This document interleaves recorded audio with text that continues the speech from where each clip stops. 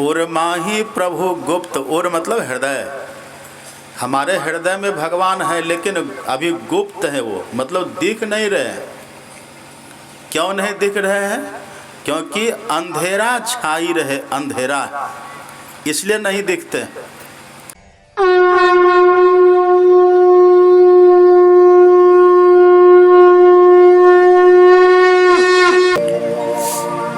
सुखदेव जी कहते हैं, राजन,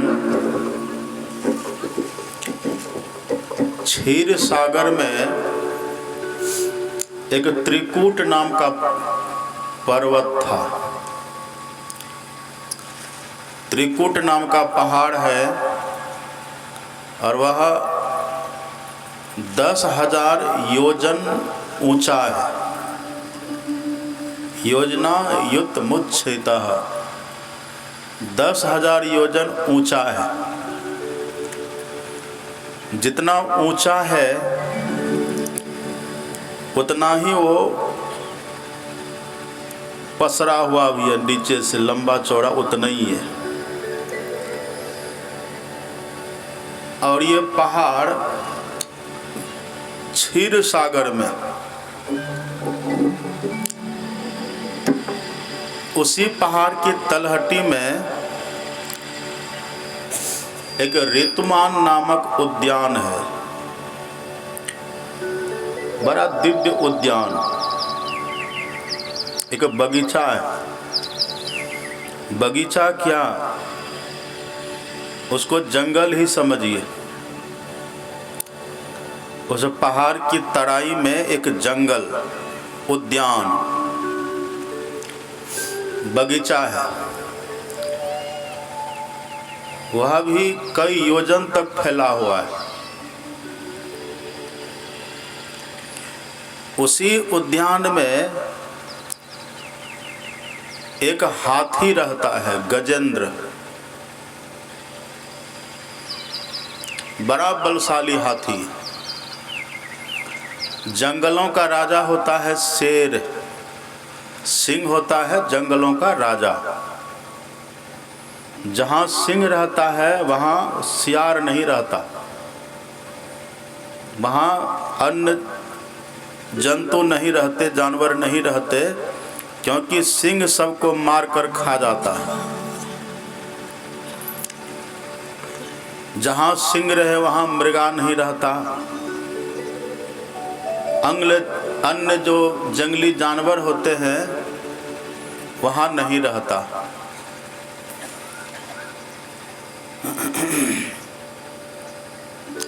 लेकिन ये हाथी जो उस जंगल में रहता था, हाथी के डर से शेर भी भाग गया था। ऐसे सिंह तो हाथी को देखकर खुश होता है, प्रसन्न होता है। यदि हाथियों के झुंड को सिंह का बच्चा भी देखे तो प्रसन्न होता है कि आज हमें इतना पराक्रम करने का अवसर मिला है। अकेला ही सिंह अनेकों हाथियों का शिकार कर सकता है, बड़ा पराक्रमी होता है। पर ये हाथी इतना बलशाली था और इतना पुरुषार्थी था, ये हाथी के डर से वहाँ सिंह भी भाग गया। सिंह भाग गया, मृगा भाग गया, जितने जंगली जानवर सब भाग गए इसके डर से। सुखदेव जी कहते, राजन, ये हाथी अकेला रहता था, इसकी एक पत्नी हथनियाँ भी थी, अनेक इसके बच्चे हुए, सैकड़ों की संख्या में इसका परिवार हो गया है। हाथी एक, उसका परिवार अनेक, बहुत है। एक दिन क्या होता है, संजोग से अचानक इसको प्यास लगती है और बड़ी जोर की प्यास लगी है हाथी को। ये पानी की खोज में इधर उधर भटकने लगा, पानी कहीं नहीं मिला। चलते चलते कुछ दूर पर एक तालाब इसको दिखाई पड़ा। तालाब में अथाह जल ऊपर से सेवार, जल घास होता ना सेवार, ऊपर से भरा हुआ, पानी दिखता नहीं था। ये हाथी अपने परिवार के साथ वहाँ तालाब के तट पर गया। अब पहले भरपेट पानी पिया, इनकी पत्नी ने भी पानी पिया, इनके बच्चों ने सब पानी पी लिया। लेकिन पानी पीने के बाद ये सब जल क्रीड़ा करने लग गया। पानी पी लिया भरपेट, चूँकि गर्मी का समय था, ज्येष्ठ वैशाख की दोपहरी, भीषण गर्मी पड़ रही थी, तो हाथी पानी तो पी लिया। अब पानी पीने के बाद सब उसी तालाब में जल में प्रवेश किए और जल क्रीड़ा करने लग गए। कभी सूंड में पानी ले छिड़क दे, ये हाथी कभी सूंड में पानी लेकर अपनी पत्नी की देह पर दे दे, कभी बच्चों की देह पर दे दे, और ऐसा बलशाली, ऐसा ये उन्मत्त हो रहा था। कभी कभी शरीर को ऐसा झकझोर दे, तालाब का जल तरंगित हो जाता था और वो तरंग तालाब के तट तक जावे, पूरे तालाब के जल को उथल पुथल कर दिया। स्वच्छ जल तालाब का मिट्टी से भर गया, गंदा पानी भी गंदा हो गया। इतने में क्या होता है, उसी तालाब में मध्य में जहाँ पानी बहुत था, वहाँ एक बहुत पुराना मगर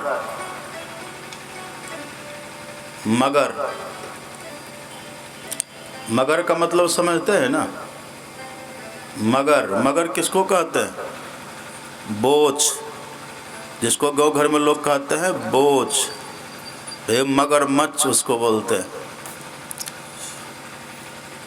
पानी में बहुत पुराना, वर्षों पुराना, बड़ा बलशाली। लोग कहते हैं ना, चिड़िया उड़ती है आकाश में, मगर रहता है कहाँ? कहिए। चिड़िया उड़ती है आकाश में, मगर रहता है कहाँ? पानी में। पानी में रहता है। अब मगर का मतलब ही मगरमच्छ, पानी उसका घर है, निवास है। और लोग यह भी कहते हैं, पानी में रहकर मगर से बैर, पानी में रहकर मगर से बैर जीतिएगा? मगर से नहीं जीतिएगा। एक तो बड़ा बलशाली होता है मगरमच्छ, उसका जो मुंह होता है ना, जल्दी खुलता नहीं है।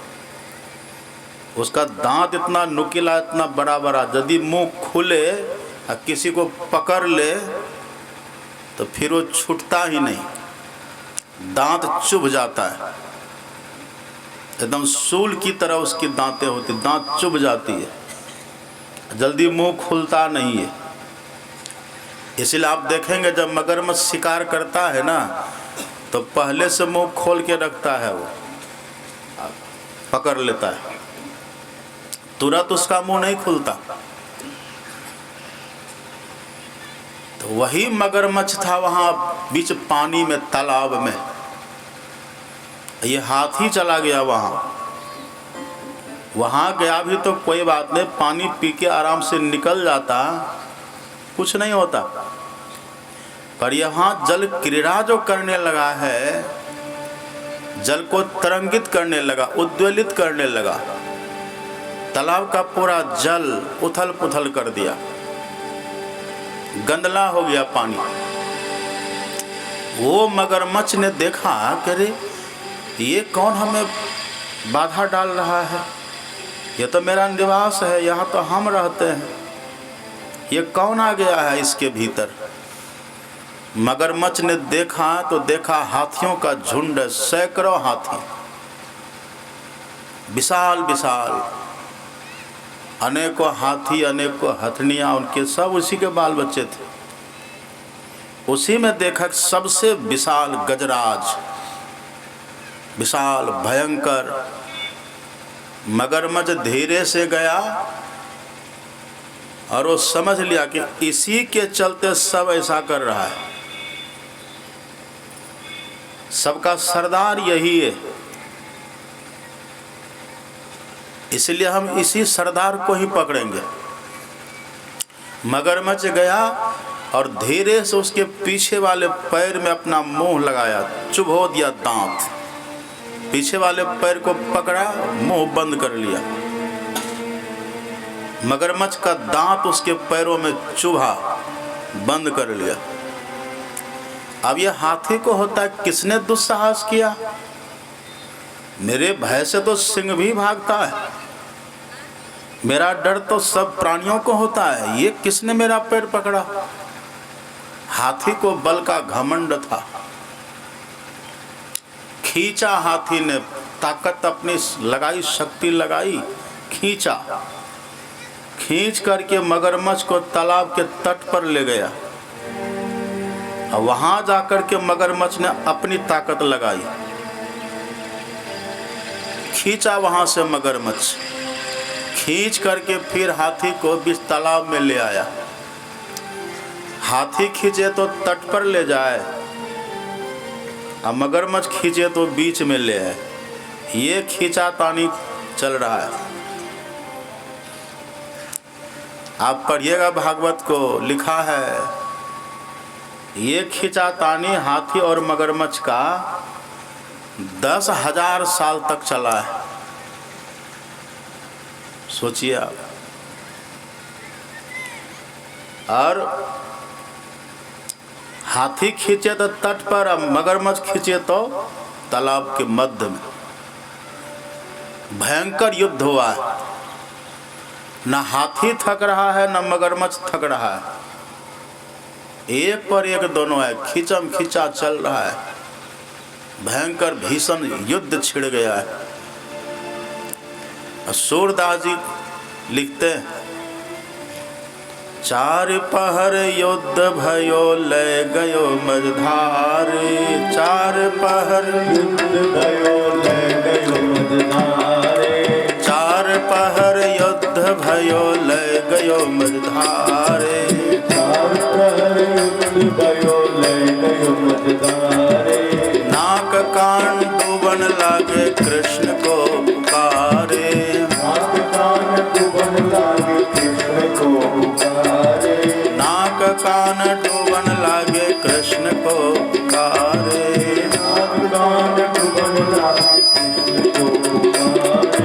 हे गोविंद हे गोपाल अब तो जीवन हारे, हे गोविंद हे गोपाल अब तो जीवन हारे, हे गोविंद राखो शरण अब तो जीवन हारे, हे गोविंद राखो शरण अब तो जीवन हारे, हे गोविंद राखो शरण अब तो जीवन हारे, हे गोविंद राखो शरण अब तो जीवन हारे, हे गोविंद राखो शरण अब तो जीवन हारे, हे गोविंद राखो शरण अब तो जीवन हारे। कहावत है ना, पानी में रहकर मगर से बैर, तो पानी तो उसका घर है और अपने घर का कुत्ता भी सिंह होता है। यदि अपने घर में कोई हो ना तो बाहर वाला जीतेगा उससे। यद्यपि ये बलशाली था पर ये थलचर है ना, हाथी तो थलचर है, अब मगरमच्छ है जलचर। ये मगरमच्छ के घर में जाकर के तब युद्ध कर रहा तो कैसे जीतेगा? हार गया। सूरदास जी कहते चार पहर युद्ध भयो। चार पहर ये क्यों कहते हैं? भागवत में लिखा 10,000 साल भयंकर युद्ध चला है। यहाँ देखिए सूरदास जी कहते हैं चार पहर। एक दिन में कितना पहर होता है? दिन में चार पहर, चार पहर का दिन और चार पहर की रात, 8 पहर का रात दिन अपने यहाँ होता है। तो सूरदास जी चार पहर लिखते हैं, वेदव्यास जी 10,000 साल। इसका भाव क्या है? इसका भाव है, देखिए इसमें एक भाव है, दिन भर युद्ध होता है। महाभारत क्या कथा पढ़िए, रात में युद्ध होता था? रात में युद्ध होता नहीं था, दिन भर युद्ध होता था। जब तक होश है तब तक युद्ध है, सो गए बेहोश हो गए तो युद्ध कैसे होगा? जब तक जगे है तब तक युद्ध होता है। तो यही है भाव, 10,000 साल तक युद्ध चला है। होश में है तो युद्ध चल रहा है, युद्ध चलता रहता है। आखिर में हाथी पस्त हो गया है, क्योंकि मगरमच्छ का अपना घर है ना, अपने घर में है तो शेर है, ये उसके घर में जाकर के लड़ा है। आखिर में हाथी युद्ध पस्त हो गया, युद्ध में ये इसका नस नस ढीला हो गया, ये हार गया। और जैसे हारा है ये, तब इसके मन में होता है कि अरे ये हमें हरा दिया। जंगलों का राजा होता है शेर, जिससे सब जंगली जानवर डरता है, और जो सबसे बलशाली होता है शेर, वो शेर भी हमसे डरता था। जंगली सभी जानवरों से ज़्यादा बलशाली शेर, चूँकि शेर भी मुझसे डरता था तो शेर से ज़्यादा शक्तिशाली मैं हो गया, और इसने आज मुझे भी परास्त कर दिया। इसका मतलब हमसे ज़्यादा शक्तिशाली ये है। और ये सूत्र बतलाता है कि इससे भी कोई न कोई शक्तिशाली होगा। जब व्यक्ति के जीवन में विपत्ति आती है तब विवेक जगता है, ये सूत्र है। जब विपदा जीवन में आएगी ना, जब संकट आएगा जीवन में, तो सुबुद्धि होती है, विपदा में विवेक जगता है। हाथी का विवेक जगा। हाथी ने सोचा कि मैं इतना शक्ति संपन्न, इतना बलशाली, सब डरता था, जिसने मुझे भी हरा दिया, इसका मतलब ये हमसे ज़्यादा शक्तिशाली है। हाथी का विवेक जगा, और इसका मतलब इससे भी ज़्यादा कोई न कोई शक्तिशाली होगा। हाथी सोच ही रहा था, तब तक में क्या देखता है, जितने बच्चे थे हाथियों के और इनकी पत्नी, पहले तो सबके सब वहाँ तट पर खड़ा था, प्रतीक्षा कर रहा था कि कब ये बाहर निकले, हम साथ होकर के यहाँ से चलें।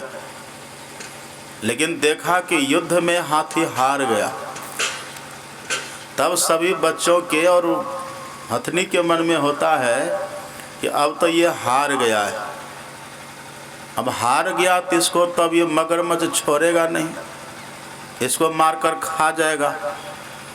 इसको जब खा जाएगा तो उसके बाद तो फिर हम लोग का भी नंबर लग सकता है, फिर तो इसको खाने के बाद हमें पकड़ लेगा, फिर हम भी मारे जाएंगे। तो इससे अच्छा है इसको तो पकड़ ही लिया, अब हम कम से कम छूट करके यहाँ से भागें। जितने उसके बच्चे थे, उसकी पत्नी, सब के सब हाथी को वहीं मगरमच्छ के मुंह में पड़ा हुआ छोड़ करके चल दिया। ये दृश्य देखा है हाथी ने। अब हाथी भीतर से विकल हो गया। आप कल्पना करिए, आप बहुत दुख में पड़े हों और उस समय आपके अपने आपका साथ छोड़ दे तो कैसा लगेगा? आप बीमार हैं, आप बहुत कष्ट में हैं, संकट में हैं, आप बहुत दुखी हैं, और उसी समय सब आपको कहे कि जाइए हम आपको नहीं रखेंगे, भागिए, हम सब छोड़ के जा रहे हैं।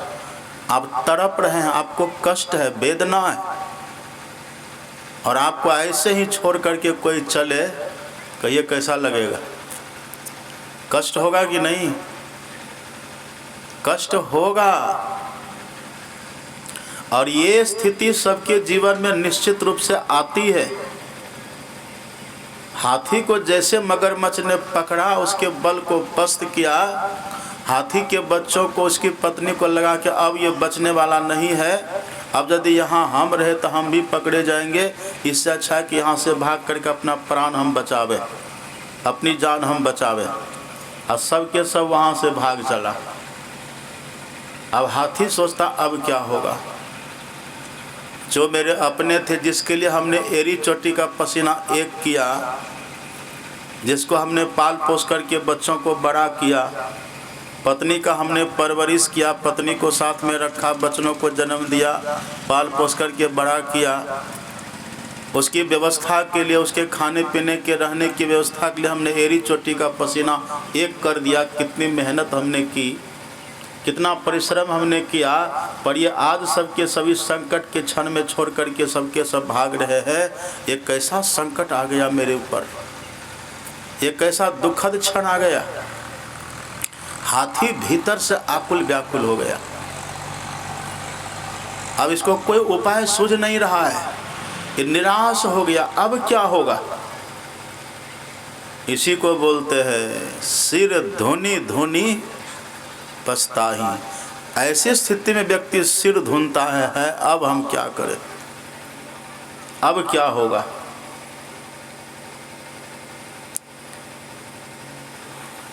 बहुत दुखी है हाथी।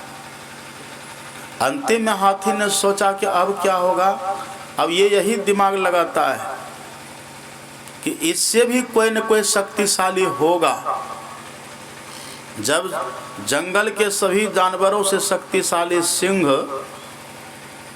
और सिंह से ज़्यादा शक्तिशाली मैं और मुझसे ज़्यादा शक्तिशाली ये मगरमच्छ, इसका मतलब ये सूत्र, ये फार्मूला बतलाता है कि इस मगरमच्छ से भी ज़्यादा शक्तिशाली कोई होगा और उससे भी ज़्यादा शक्तिशाली कोई होगा, उससे भी ज़्यादा कोई होगा, उससे भी ज़्यादा कोई होगा, और एक ऐसा शक्तिशाली होगा जो सबका मूल होगा, जो सबकी जड़ होगा, वो सबसे शक्तिशाली होगा, उससे बड़ा कोई नहीं हो सकता। और उसी को लोग कहते हैं ऑलमाइटी गॉड, सर्वशक्तिमान ईश्वर। देखिए विवेक कैसे जगता है विपत्ति के क्षण में, विवेक जग जाता है। हाथी को विवेक जगा है, इसलिए हाथी ने कहा अब हम उसी को पुकारेंगे। हमने देख लिया, बच्चों को देख लिया, सब छोड़ के चले गए, पत्नी को हमने देख लिया, सब छोड़ के चले गए, देख लिया दुनिया का सारा नज़ारा, न हम किसी के न कोई हमारा, यहाँ अपना कोई नहीं है। इसलिए जो सर्वशक्तिमान होगा हम उसी को पुकारेंगे। और हाथी ने वही मगरमच्छ से पीड़ित है, उनके पैरों में उसकी दांत चुभी हुई है, थका है, टूटा है, ये इसका नस नस ढीला पड़ गया है, पस्त हो चुका है, हार गया है। और आप जानते ना, हारे को हरि नाम, ये हार गया है, ये विवश हो गया है, ये निराश है। अब इसको कहीं कोई सहारा नहीं दिख रहा है, इसकी उम्मीदों पर पानी फिर गया है। अब हाथी ये प्रार्थना करता है, हे गोविंद हे गोपाल अब तो जीवन हारे। हे गोविंद हे गोपाल अब तो जीवन हारे। हे गोविंद हे गोपाल अब तो जीवन हारे। हे गोविंद हे गोपाल अब तो जीवन हारे। हे गोविंद राखो शरण अब तो जीवन हारे। हे गोविंद राखो शरण अब तो जीवन हारे। हे गोविंद राखो शरण अब तो जीवन हारे। हे गोविंद राखो शरण अब तो जीवन हारे। नीर पीवन है तो गए सिंधु के किनारे। नीर पीवन है तो गए सिंधु के किनारे। नीर पीवन है तो गए सिंधु के किनारे। नीर पीवन है तो गए सिंधु के किनारे। सिंधु बीच बसत ग्राह चरण लय पछारे। सिंधु बीच बसत ग्राह चरण लय पछारे। सिंधु बीच बसत ग्राह चरण लय पछारे। सिंधु बीच बसत ग्राह चरण लय पछारे। हे गोविंद राखो शरण अब तो जीवन हारे। हे गोविंद राखो शरण अब तो जीवन हारे। हे गोविंद राखो शरण अब तो जीवन हारे। हे गोविंद राखो शरण अब तो जीवन हारे। हाथी ने प्रार्थना की है और सुखदेव जी देखिए कितना अच्छा लिखते हैं। सुखदेव जी कहते हैं हाथी ने स्तुति करी है। तस्मै नमो भगवते ओम नमो भगवते तस्मै यत यतच्चिदात्मकं पुरुषायादि बीजाय परिसाया भी धीमहि। ये हाथी कहता है हे इस जड़ जगत में चेतना का संचार करने वाले आदि पुरुष। आदि पुरुष मतलब जिसके पहले और कोई नहीं है। और हे प्रभो तस्मै नमः परेशाय ब्राह्मणे अनंत शक्तये। हे अनंत शक्ति प्रभो जिससे पहले कोई नहीं और जो अनंत शक्ति है, इतनी शक्ति जिसका कोई अंत नहीं। ये विवेक लगाया है, इस हाथी का विवेक जगा है। जंगली जानवर सिंह सबसे शक्तिशाली, उससे मैं, मुझसे मगरमच्छ, मगरमच्छ से भी कोई, उससे भी कोई, और सबसे जो शक्तिशाली है वो ये अनंत शक्तिशाली ब्रह्म। हे प्रभु आप मेरी रक्षा करिए, आप ही मुझे बचा सकते हैं। और आप ऐसे हैं जो संपूर्ण सृष्टि का आदि कारण है। जैसे पेड़ का कारण बीज होता है, घड़ा का कारण मिट्टी होता है, आभूषण का कारण स्वर्ण होता है, ऐसे संपूर्ण सृष्टि का जो कारण है वह है परमात्मा। ये सृष्टि उन्हीं से बनी है। एक बात देखिए, स्तुति ये है स्तुति, गजेंद्र स्तुति की है। स्तुति से होता क्या है? स्तुति से भगवान प्रसन्न होते हैं। हम जिनकी स्तुति करते हैं ना, स्तुति सुनकर के वे प्रसन्न होते हैं। आप स्तुति नहीं समझिएगा, अभिनंदन तो समझते हैं ना। आपके गांव में कोई नेता आते तो आप उसका अभिनंदन करते हैं, कोई साधु महात्मा आता आप उसका अभिनंदन करते हैं, या कोई मंत्री आते उसका आप अभिनंदन करते हैं। क्यों? क्योंकि वो खुश हो, प्रसन्न हो। तो स्तुति होता है खुश करने के लिए, गुणगान करते उनको प्रसन्न करने के लिए। लेकिन स्तुति करने वाले के ऊपर निर्भर है वो किस तरह से स्तुति कर रहा है। यदि हृदय से स्तुति करते हैं तो जिनकी स्तुति हम करते हैं वो प्रसन्न हो जाते हैं। इसलिए जो भाव विभोर होकर के बहुत प्रेम के साथ स्तुति करे। और स्तुति, अब कोई कह दे प्रधानमंत्री को, अब कोई प्रधानमंत्री है उसको कह दे कि मुख्यमंत्री जी प्रणाम, तो खुश होंगे? खुश होंगे वो? अब कोई मुखिया जी है गांव के, उसको कहे मास्टर साहब प्रणाम, तो खुश होगा वो? कैसा आदमी? हाँ मैं मुखिया कहता मास्टर, वो खुश नहीं होंगे। हम है प्रधानमंत्री, ये कहता मुख्यमंत्री। प्रधानमंत्री को वैसा प्रधानमंत्री कहिए तो खुश हो जाएगा, मुख्यमंत्री को मुख्यमंत्री कहिए तो वो खुश हो जाते हैं, वो प्रसन्न हो जाएंगे। तो स्तुति का अर्थ होता है गुणगान। जो जैसा है ना उनको वैसा कह दीजिएगा तो प्रसन्न हो जाएंगे। ये हाथी देखिए, हाथी ने स्तुति करी भगवान की और हाथी की स्तुति से भगवान खुश हो गए। क्यों खुश हो गए? हाथी ने वैसा ही कहा है भगवान को जैसा भगवान है। कैसा है भगवान? पुरुषायादि बीजाया परेशाया धीमहि। जो पुरुष है, पुरुष कहने का भाव क्या है? पुरुष किसको कहते हैं? अभी तो कहते ये पुरुष है, ये महिला, ऐसा लोग कहते हैं।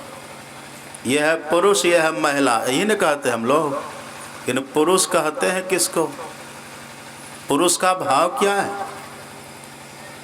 पुरुष कहते हैं जो शरीर रूपी पुर में शयन करते हैं, उसको कहते हैं पुरुष। जो शरीर रूपी पुर में, नगर में शयन करे, ध्यान से सुनिएगा, चंचल मत होइए आप लोग। जो शरीर रूपी पुर में शयन करे उसी को कहते हैं पुरुष। ये हम लोग का शरीर है ना, सबके हृदय में रहते हैं ईश्वर। जाके बैठ जाओ, बैठो उधर, उधर भागो, बैठो।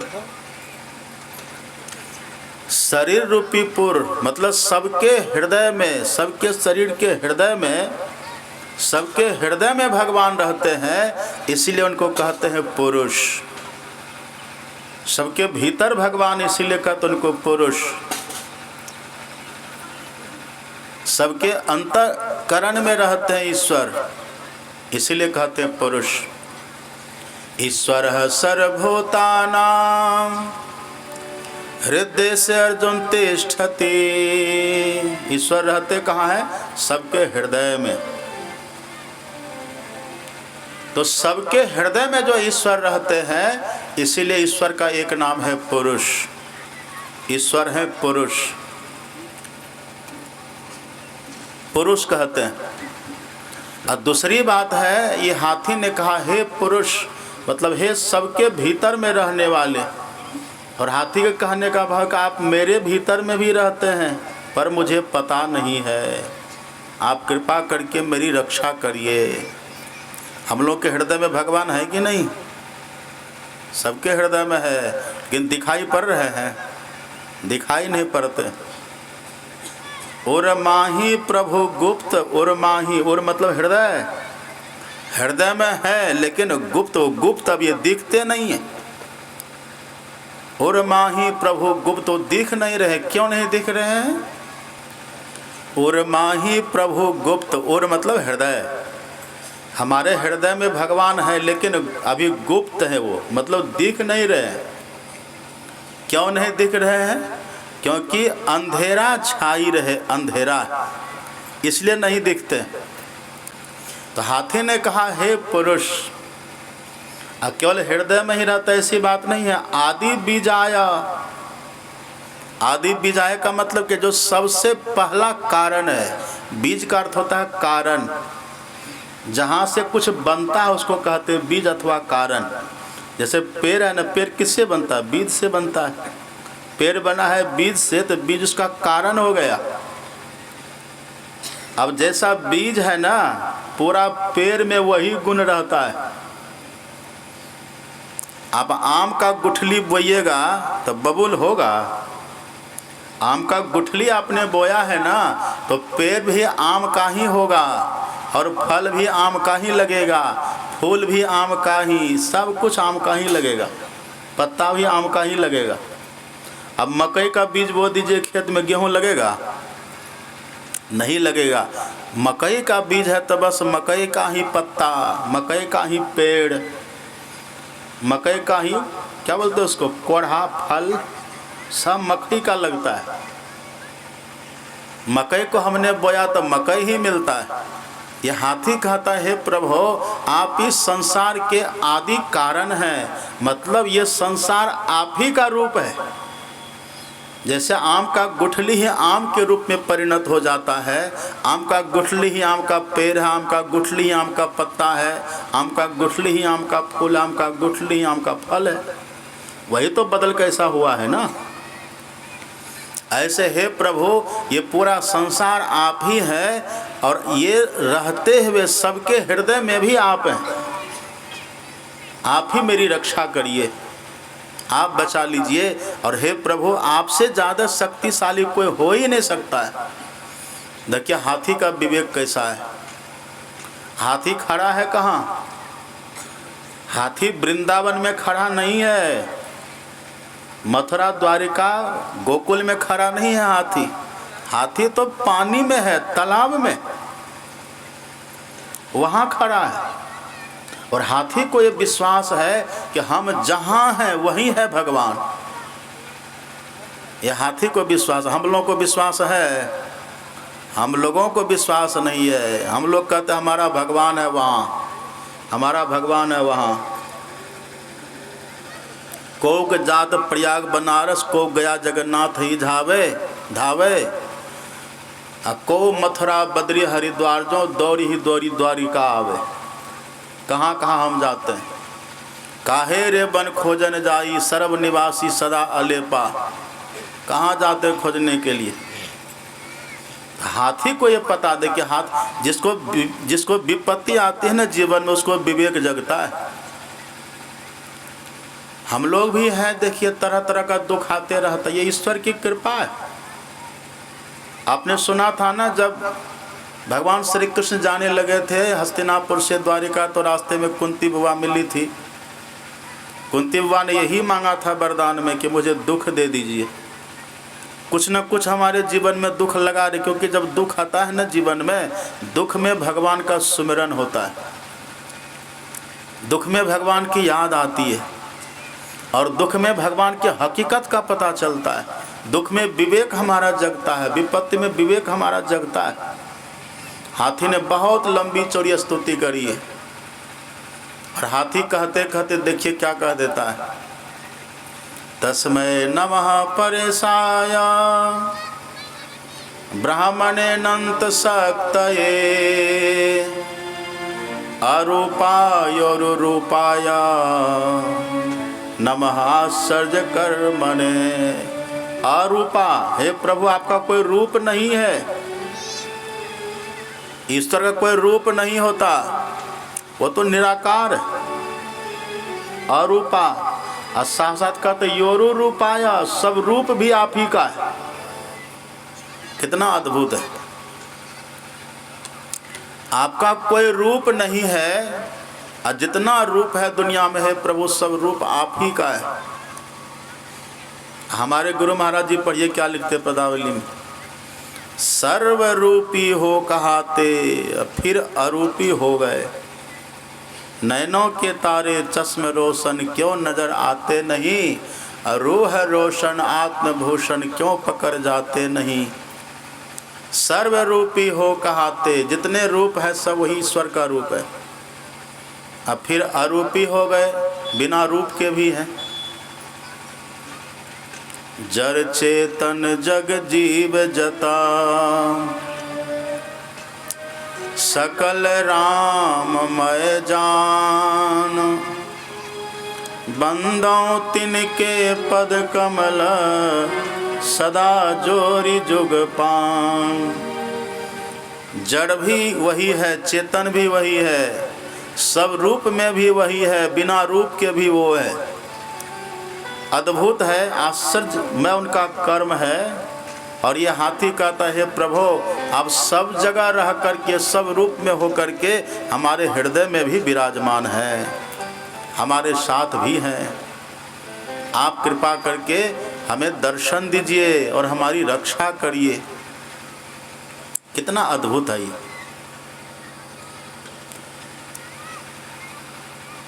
बड़ा अद्भुत स्तुति हाथी ने की है। अंतिम में कहते कहते हाथी कह देता है, हे प्रभु यह भी बात सत्य है, इस आँख से आपको कोई देख नहीं सकता है। इस आँख से कोई ईश्वर को देखना चाहे, इस आँख से ईश्वर नहीं दिखते। इस आँख से ईश्वर की माया दिखती है, ईश्वर का रूप दिखता है, और रूप ईश्वर होते नहीं, रूप दिखता है। अंतिम हाथी कह देता है, नमः आत्म प्रदीपाय साक्षिणे परमात्मने, नमो गिराम विदुराय मनसचित सामपि। हे प्रभु आप मन से परे हैं, आप बुद्धि से परे हैं, लेकिन आपको यदि कोई देखना चाहे तो उस आपको देखने के लिए आत्मदृष्टि चाहिए। नमः आत्म प्रदीपाय, आप आत्मा से दिखने योग्य हैं, आप आत्मा से देखे जाते हैं। तो जो आत्मा से दिखने वाले प्रभु है ना, आप प्रकट होकर के मेरी रक्षा करिए, कृपा करिए, आप प्रकट होइए। कितनी मार्मिक स्तुति हाथी की। इस आँख से जो भगवान दिखते हैं वो भगवान तो कभी काल अवतार लेते हैं फिर चले जाते हैं। उनके अवतार लेने का निश्चित समय होता है, निश्चित कारण होता है। आप जैसे देखते ना तालाब में समय आने पर कमल खिल जाता है, तालाब में जाके देखिए समय आता है तो तालाब में कमल खिलता है और फिर एक दिन कमल उसी में सूख करके समाप्त भी हो जाता है। ऐसे ही भगवान अब समय से अवतार लेते हैं और फिर समय से अपने अवतार का अंत भी कर लेते हैं, तिरोधान हो जाते हैं, अंतर्धान हो जाते हैं। निर्गुण ब्रह्म सगुण भय जैसा, फूले कमल सो सर जैसा। जैसे समय समय से तालाब में कमल खिलता है फिर वो खत्म हो जाता है, ऐसे इस आँख से देखने वाले जो भगवान होते हैं ना, दिखने वाले भगवान, वो समय से आते हैं फिर चले जाते हैं, वो सब दिन नहीं रहते। वराह भगवान प्रकट हुए, आए फिर चले गए।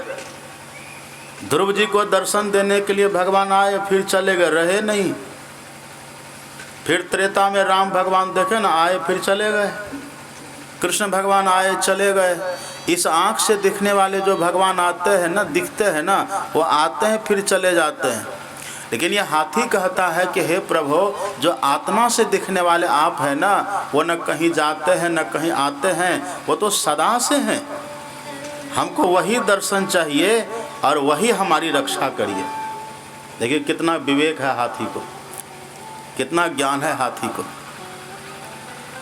हाथी न स्तुति करिए।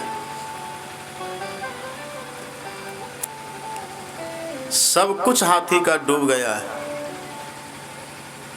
आंख डूब गई है, कान डूब गया है, मुंह डूब गया, सब डूब गया। हाथी बेचैन है, परेशान है।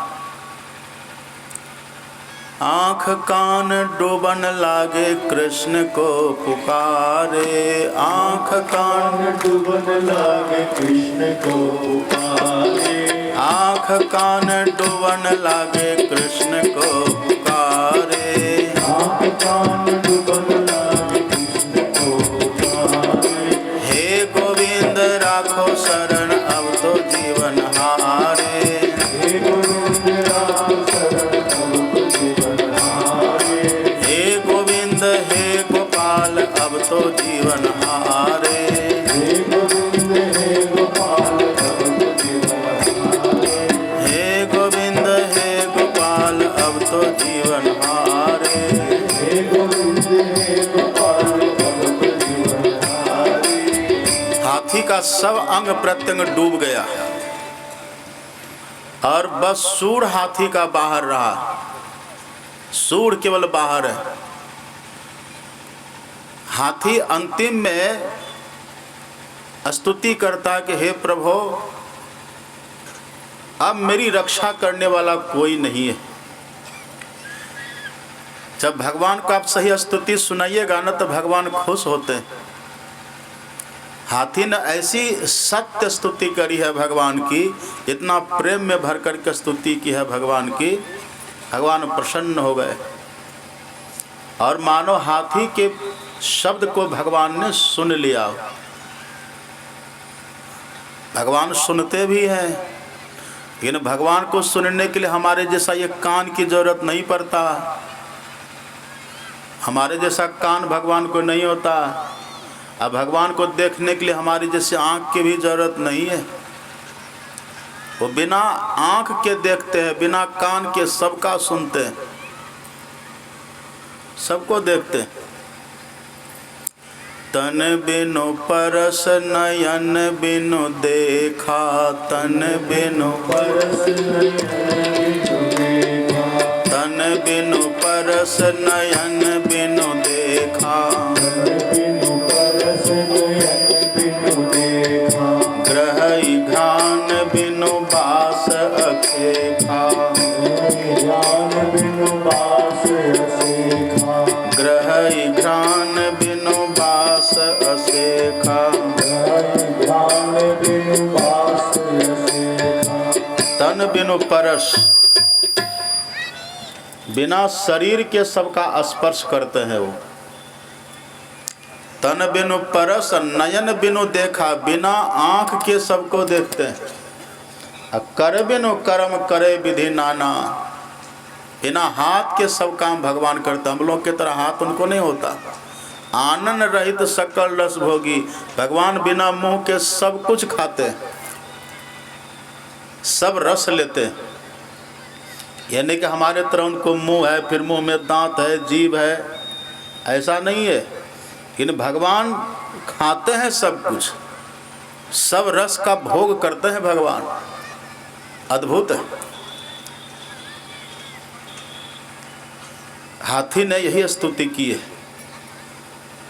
और भगवान प्रसन्न हो गए, भगवान ने सुन लिया। हाथी की पुकार मानो भगवान के पास तक पहुंच गई, भगवान सुन लिए। देखिए भगवान है तो सब जगह। सर्वतः पानी पादम तत्, सर्वतोक्षि शिरो मुखम, सर्वतः श्रुतिमल्लोके सर्वमावृत्य तिष्ठति। भगवान सब जगह सुनते हैं, भगवान सब जगह देखते हैं, भगवान सब जगह कृपा करते। ये नहीं कि हम मंदिर जाएंगे तभी होगा या किसी तीर्थ में जाएंगे तभी होगा, नहीं, हम जहाँ हैं वहाँ भी भगवान देख रहे हैं, हम जहाँ हैं वहाँ भी भगवान सुन रहे हैं। लेकिन हमारी पुकार में चेतना, हमारी चेतना होनी चाहिए, तब भगवान सुनते हैं।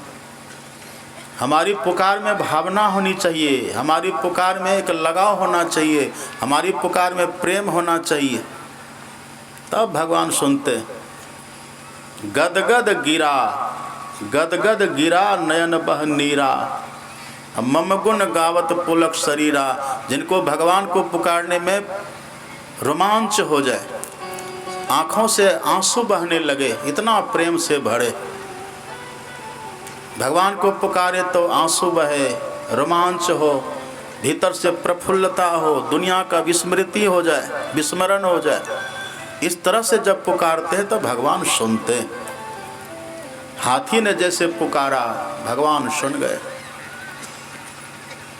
जैसे भगवान सुने, शंख चक्र गदा लय गरुड़ पे सवारे, शंख चक्र गदा पद्म गरुड़ लय सिधारे, शंख चक्र गदा पद्म गरुड़ लय सिधारे, शंख चक्र गदा पद्म गरुड़ लय सिधारे, शंख चक्र गदा पद्म गरुड़ लय सिधारे।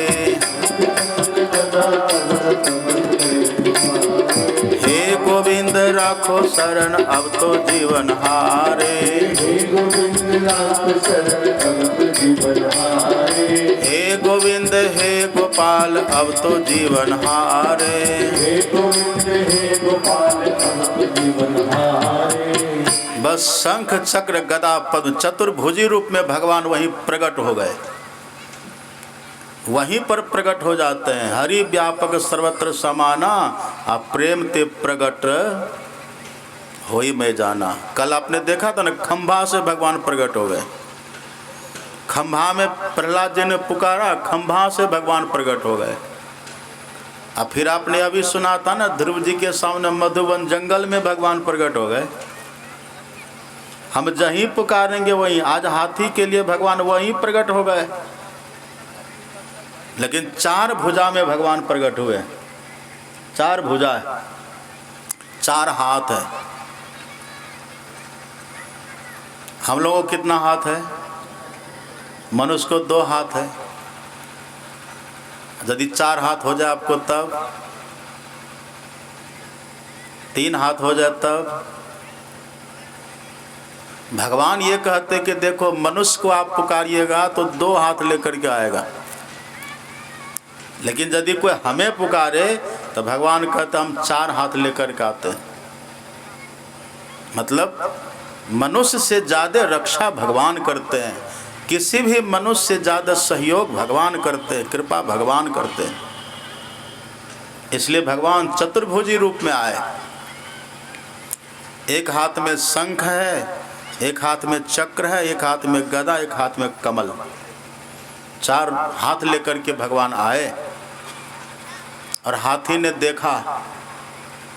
एक बात देखिए, यहाँ एक बात और हाथी कहता है, ओम नमो भगवते तस्मै यतच्चिदात्मकं पुरुषायादिबीजाय परेशाया धीमहि। धीमहि हाथी कहता हम ध्यान करते हैं। किसका ध्यान करते हैं? नमः आत्म प्रदीपाय साक्षिणे परमात्मने। जो आत्मा से प्रकट होने वाले प्रभु हैं, हम उनका ध्यान करते हैं। ऐसा हाथी ने क्यों कहा? ध्यान करने की बात हाथी ने क्यों कही? आपको पूरी खाना हो तो घी चाहिए कि नहीं? घी कहाँ रहता है?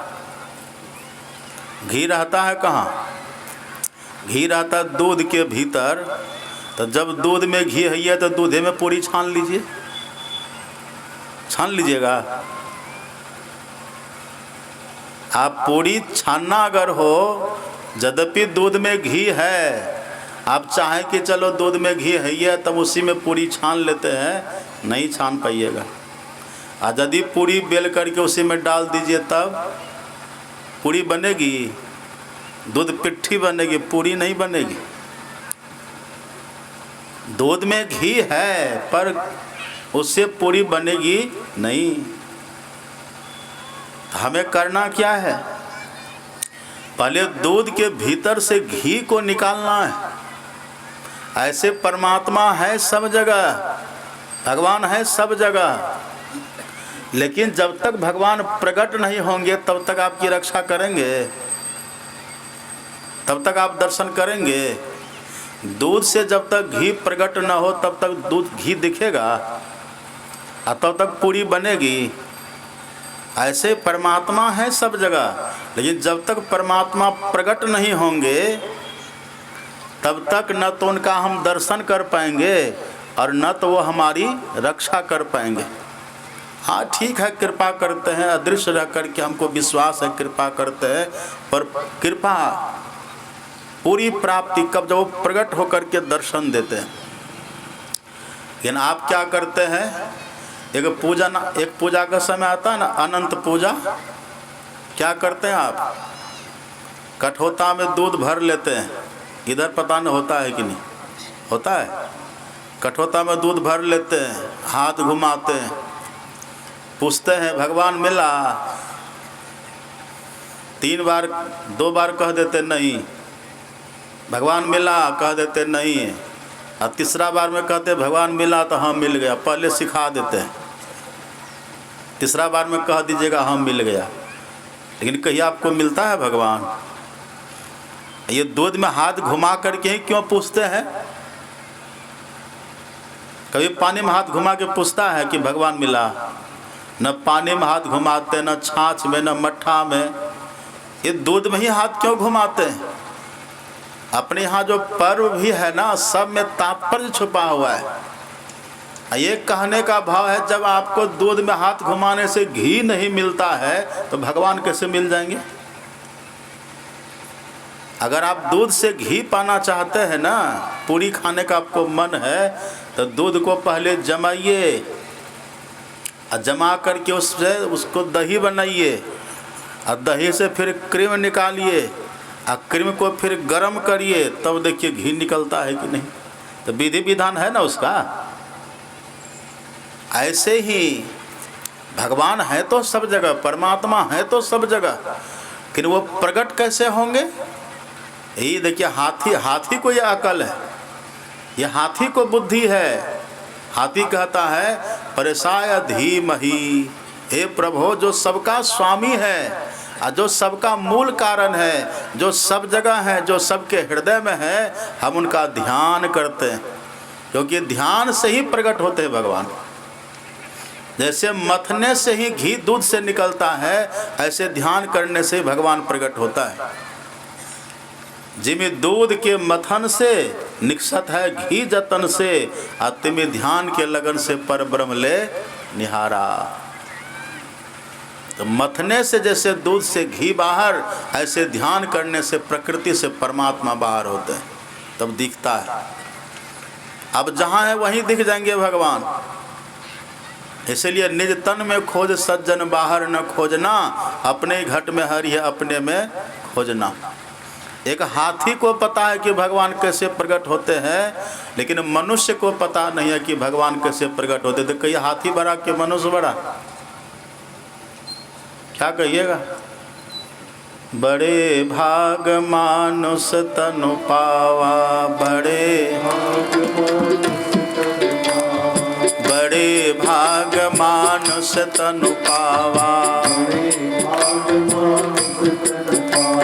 सुर दुर्लभ सब ग्रंथ ही गावा।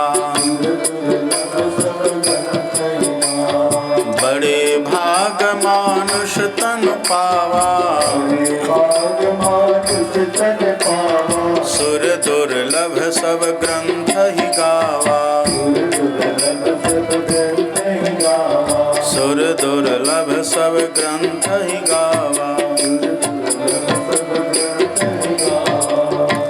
ये मनुष्य को ये बुद्धि, ये अकल होना चाहिए कि भगवान जब भी प्रकट होंगे ना, एकमात्र ध्यान करने से। और आप याद करिए भागवत का जो प्रथम श्लोक है, पहला, जन्माद्यस्य तोन्यादि तरतस्सार्थस्य भिज्ञः स्वराट, जो सबसे पहला श्लोक है। स्पीड देखिए कितना है, सरपट चलते हैं। ठीक,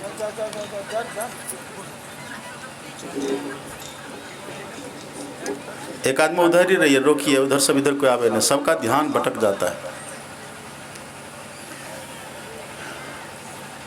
सुबह की कथा में यहाँ ज़्यादा भीड़ होती है और आरती के समय ज़्यादा होती है। और कितना को तो हम कल देखे तमाशा, सीधे उधर से वहीं जाते हैं। कितने को हम कल देख रहे थे, सड़क से सीधे वहीं जाते हैं, इधर नहीं आते हैं। अब दूर से सुनता रहता, जैसा आरती का समय होता है ना, आरती शुरू, किनारे किनारे सब उधर से निकल जाते हैं, बाईपास। कैसी लोगों की सोच है।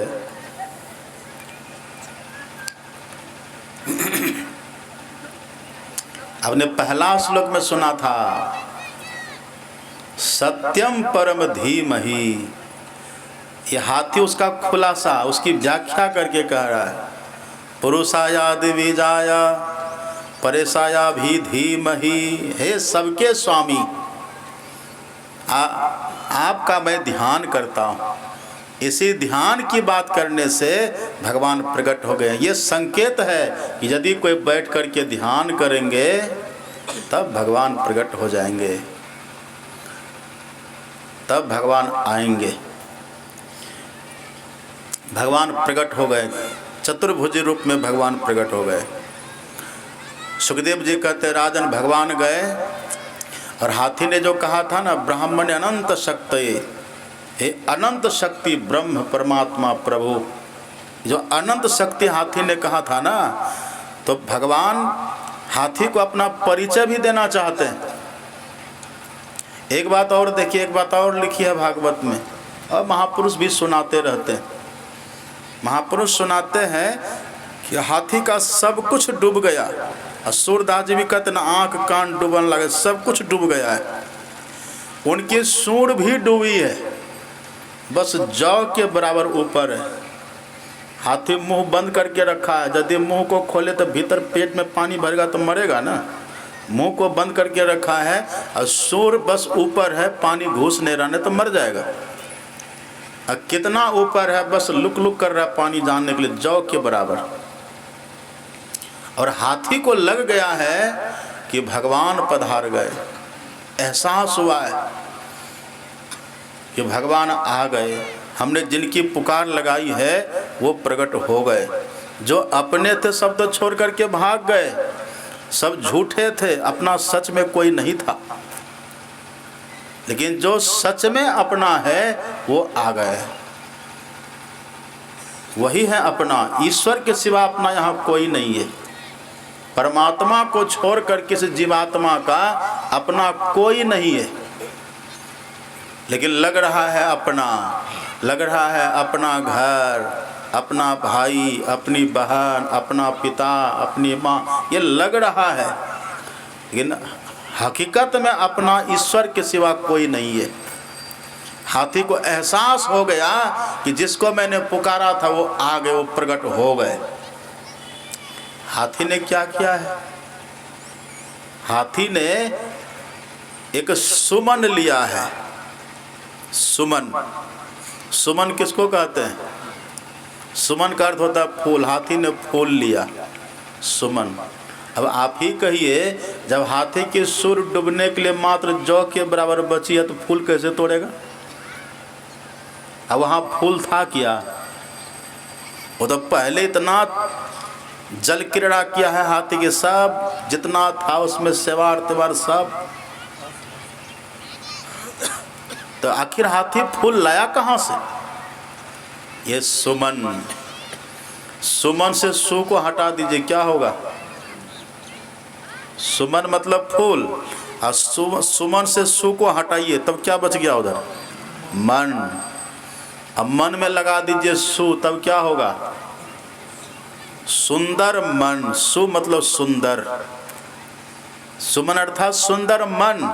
सुंदर मन ही सुमन है, वही सुमन भगवान स्वीकार करते हैं। ये जो सुमन, जो फूल हम चढ़ाते हैं ना, ये फूल भी ठीक है, हमारी भावना हम चढ़ाते हैं, इस फूल का भी विरोध नहीं, ये भी अच्छा है। पर भगवान जिस फूल से प्रसन्न होते हैं वह है सुमन अर्थात हमारा सुंदर मन। और सुंदर मन कहने का भाव निर्मल मन।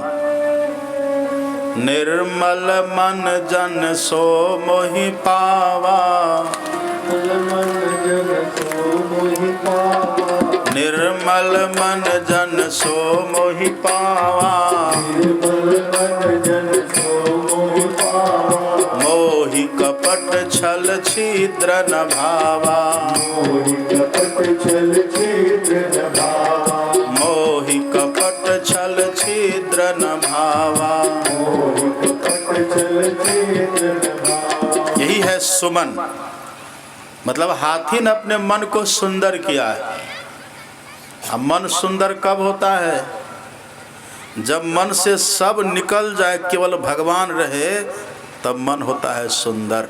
क्योंकि भगवान ही सुंदर हैं, भगवान के सिवा यहाँ कुछ भी सुंदर नहीं है। जिसके मन में भगवान प्रवेश करे, भगवान ही भगवान रहे, उसका मन भी हो जाता है सुंदर।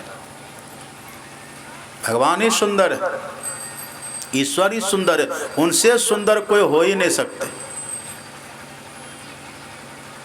हाथी का मन सुंदर हुआ है। ये कैसे हुआ है? सत्यम परम धीमहि। ध्यान करने से मन शुद्ध होता है, ध्यान करने से मन पवित्र होता है। हाथी का मन शुद्ध हुआ है। भगवान आए और भगवान ने क्या किया? हाथी को अपना परिचय भी देना है।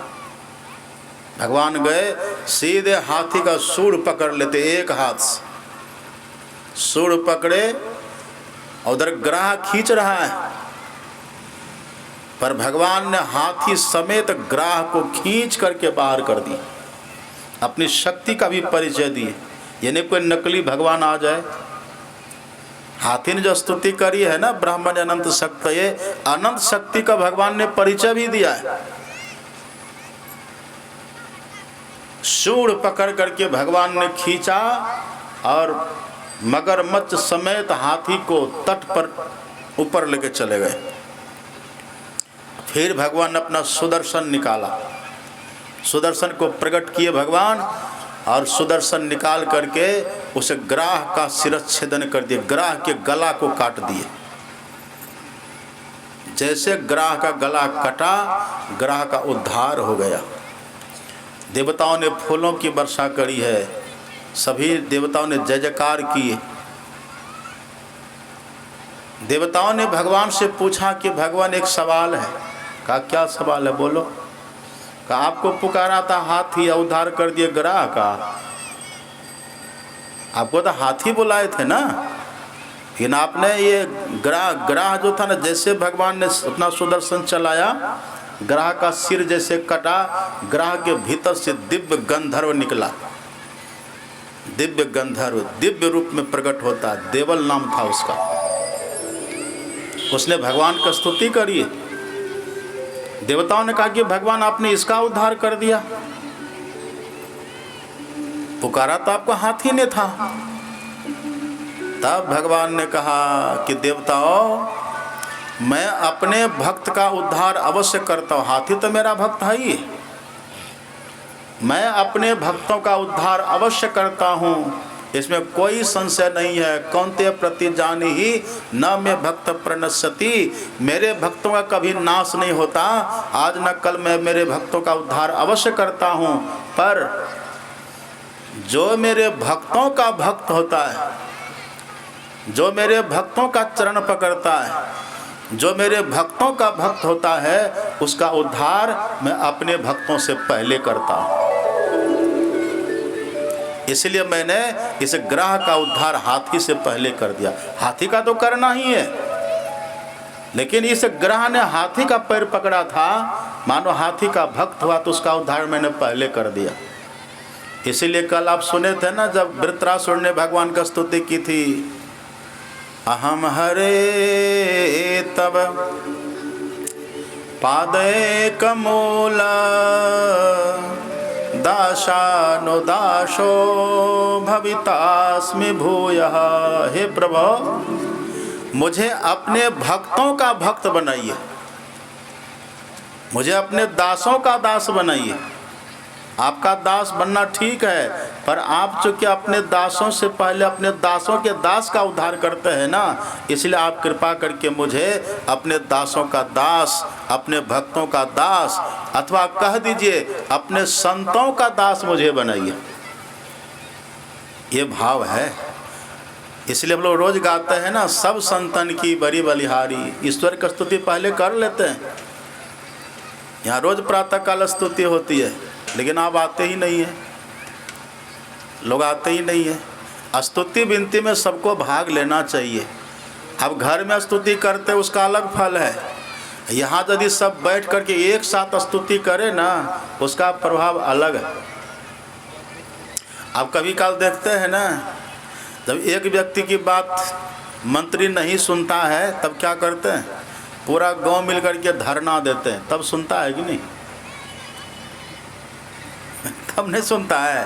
एक व्यक्ति कहे कोई मंत्री से कि मंत्री साहब मेरी ये बात आप मान जाइए, मंत्री अरे हटो हटो भागो यहाँ से, समय नहीं है।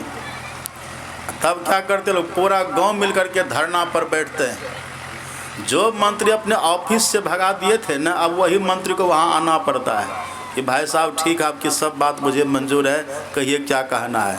तब आप बात मनाते हैं कि नहीं?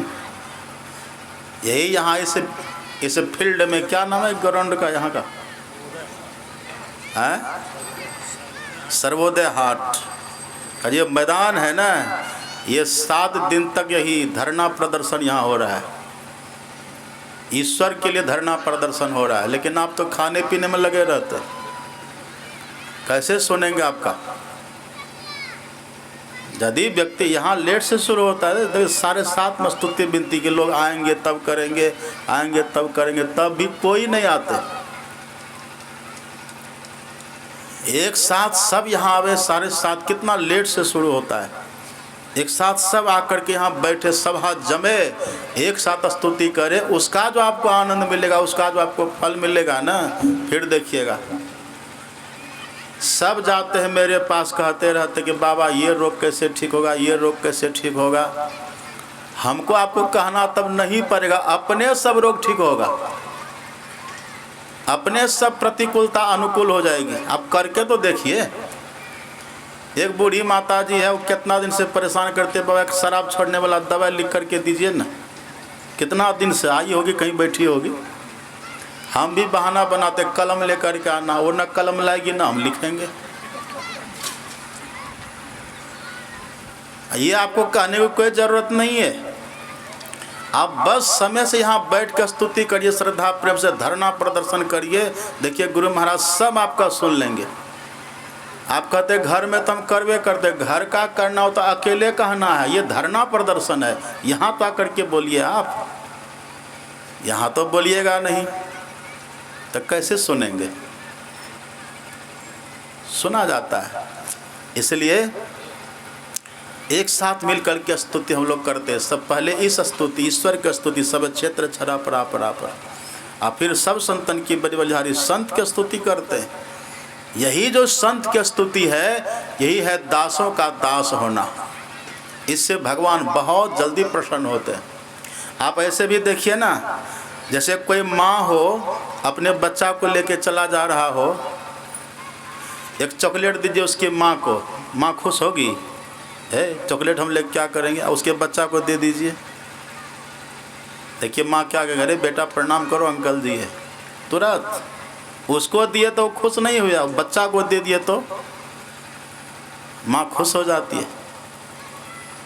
ऐसे ही भगवान कहते हैं जो मेरा दास है वो तो है ही है, लेकिन जो मेरे भक्तों का दास है ना, उसका उद्धार मैं अपने भक्तों से पहले कर देता हूँ।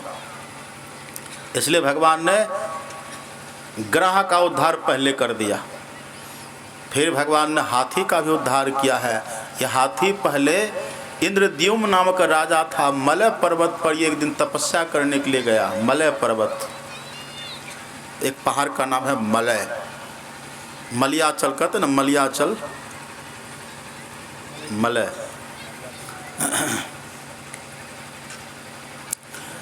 तो वही ये तपस्या कर रहे थे, और ये तपस्या में बैठे थे, आँख खोल के ही बैठे थे, आँख खोल के बैठे हैं, तपस्या कर रहे हैं। उसी समय उधर से अगस्त जी महाराज चले जा रहे हैं। अगस्त, ये अगस्त जो है ना, ये अगस्त जी महाराज भगवान राम के गुरु भी हैं, एक गुरु ये भी है। अगस्त जी महाराज चले जा रहे हैं, बड़े समर्थ संत हैं, आत्मारामी संत हैं, लेकिन उनके आगे से गुजरे, उसने उठ करके प्रणाम नहीं किया। इसके मन में है कि हम तो तपस्या करिए रहे, हम भगवान का भजन करिए रहे, इनको प्रणाम करना कोई ज़रूरी है? इस तरह की बहुत घटनाएं अपने यहाँ हैं। रामायण में भी कथा आती है न, काकभूषुंडी जब शूद्र देह में थे तो शंकर भगवान के मंदिर में बैठ कर के ओम नमः शिवाय का जप कर रहे थे, और उधर सुन के गुरुदेव आए, गुरु महाराज आए तो उठ करके प्रणाम नहीं किए। तो गुरु महाराज तो कुछ नहीं कहे, सो दयालु नहीं कहे वो कछु उर न रोष लवलेश, कुछ नहीं कहे, लेकिन गुरु अघ अति अपमानता सही न सके वो महेश। शंकर भगवान को सहन नहीं हुआ, श्राप दे दिए, जा तो अजगर हो जा। ऐसे ही यहाँ इंद्रद्युम्न के मन में हुआ कि हम तो भगवान का भजन करिए रहे, हम तप करिए रहे, इनको प्रणाम करना कोई ज़रूरी है? वो महत्व नहीं दिया। लोगों की वृत्ति कैसी है, एक महात्मा आते हैं, लोग कोई वैल्यू नहीं देते हैं, नेता आते तो दौड़ दौड़ के कुर्सी लाते हैं। आपकी दृष्टि में देखिए महत्व किसका है? नेता को कुर्सी देने से भगवान खुश नहीं होते। व्यवहार निभाइए, अच्छी बात है, व्यवहार निभाना चाहिए, लेकिन नेता को कुर्सी देने से भगवान खुश नहीं होते हैं, मंत्री को कुर्सी देने से भगवान नहीं होते हैं। भगवान खुश होते हैं जब किसी संत का कोई आदर करते हैं तब। और संत मतलब मेरे जैसे संत नहीं, केवल वेशधारी से मतलब नहीं है। हम लोग तो संत के दास हैं, संत के चरण धूल हैं, चरण धूल भी नहीं बने अभी, कोशिश कर रहे हैं। संत महापुरुष दिखे, उनका जो आदर करे। अब संत का आदर कौन करेगा? संत का आदर कौन करते हैं? जो सबका आदर करते हैं वही संत का भी आदर करेंगे, और जो मुंह देख देख करके आदर करेंगे वो संत का भी अपमान कर देंगे। रावण था ना, सबका वो अपमान करता था, तो विभीषण का भी अपमान कर दिया। अब विभीषण का अपमान जैसे किया, शंकर भगवान ने कहा साधु अवज्ञा तुरत भवानी, साधु अवज्ञा तुरत भवानी, कर कल्याण अखिल कै हानि। साधु अवज्ञा तुरत भवानी, कर कल्याण अखिल कै हानि। कल्याण नहीं होता। सबरी माता के आप इतिहास पढ़िए। सबरी के यहाँ जब राजकुमारी थी ना माता सबरी, पहले जन्म में उनके यहाँ जो भी साधु महात्मा आते थे सबकी सेवा, अच्छा जैसा भी हो, कोई भिखारी हो, ढोंगी हो, पाखंडी हो, आडंबर, ये जो भी है, साधु के वेश में जो भी था सबका सम्मान करती थी माता सबरी। इसीलिए उसी क्रम में पहुँचे हुए संत आए, उनका भी सबरी ने सम्मान किया और उसी संत के सम्मान से वही राजकुमारी सबरी बनी है। तब उनके यहाँ भगवान भी पधारे। जो सबका सम्मान करेंगे वही संत का सम्मान करते हैं, और जो संत का सम्मान करते उन पर भगवान प्रसन्न हो जाते हैं। इंद्रद्युम्न पहले अगस्त जी को प्रणाम करते थे। पहले जब भी अगस्त जी इनको मिलते थे तो साष्टांग प्रणाम करते थे, राजा थे, प्रणाम करते थे। लेकिन आज इनके मन में है कि हम तो भजन कर ही रहे हैं, इनको उठ करके प्रणाम करना कोई जरूरी है? उठ करके प्रणाम नहीं किया है। उसी में अगस्त जी ने श्राप दे दिया। ध्यान से सुनिएगा, बहुत ध्यान से सुनिए। संत महात्मा हमारे प्रणाम के भूखे नहीं होते, लेकिन हाँ, जिनको हम नहीं जानते हैं उनके लिए कोई बात नहीं, वो जानते नहीं तो बेचारा क्या करेगा। लेकिन हम जिनको जान रहे हैं कि ये साधु हैं, ये महात्मा हैं, हम उनको जान रहे हैं, हम उनको पहले प्रणाम भी किए हैं, लेकिन किसी कारण से उनका हम अपमान करें, तिरस्कार करें, उसका फल बड़ा खतरनाक होता है। मान लीजिए कोई साधु जा रहे, उनको हम पहचानते ही नहीं है, नहीं प्रणाम किए, कोई बात नहीं, साधु को भी दुख नहीं होगा। लेकिन एक साधु है, हम उनको डेली प्रणाम करते थे, आज प्रणाम नहीं करेंगे तो उनको दुख होगा कि नहीं होगा? उनको दुख नहीं होगा, संत को दुख नहीं होता है, पर वो अनादर जो हमने किया उसका भयंकर फल हो जाता है, उसका फल हो जाता है। और संत श्राप नहीं देते। संत का जो श्राप है ना वो सूचना है, वो इन्फॉर्मेशन, सूचना, ये होगा। वही अगस्त जी ने कहा, करे राजा तूने प्रणाम नहीं किया, क्या हो गया तुम्हें? पहले प्रणाम करता था, मिलता था, आदर करता था, तुमको घमंड है कि तुम तपस्वी हो गया। अरे जो तू शुरू किया है ना वो हम पूर्ण कर चुके, तब तो तेरा आदर था मेरे प्रति, तब तो तुम पहले मेरा सम्मान करता था, पर आज तुम्हें घमंड कहाँ से आ गया? इसी घमंड का परिणाम ये होगा राजा, तो हाथी बनेगा, जा तो हाथी बन जा। देखिए, इसलिए संत महापुरुषों का कभी अपमान नहीं करना चाहिए। जिनको हम जानते हैं, जिनको हम पहचानते हैं, वहाँ मुंह नहीं मोड़ना है। हम लोग तो जाते रहते हैं, खूब तमाशा ये सब देखते हैं, खूब देखते रहते हैं। हम जा रहे हैं, उधर एक आदमी खड़ा है, प्रणाम करने का मन नहीं है तो आकाश में से देखता है, ताकि बाबा समझे कि हम देखे ही नहीं। बाबा समझे कि बाबा नहीं जानता क्या देख रहे, कहाँ देख रहे हैं। इतना बुद्धू थोड़े नहीं बाबा। बहाना मत बनाइए। इसी का परिणाम हुआ है कि वो हाथी बन गया। भगवान ने कहा कि आज इसका उद्धार हो गया।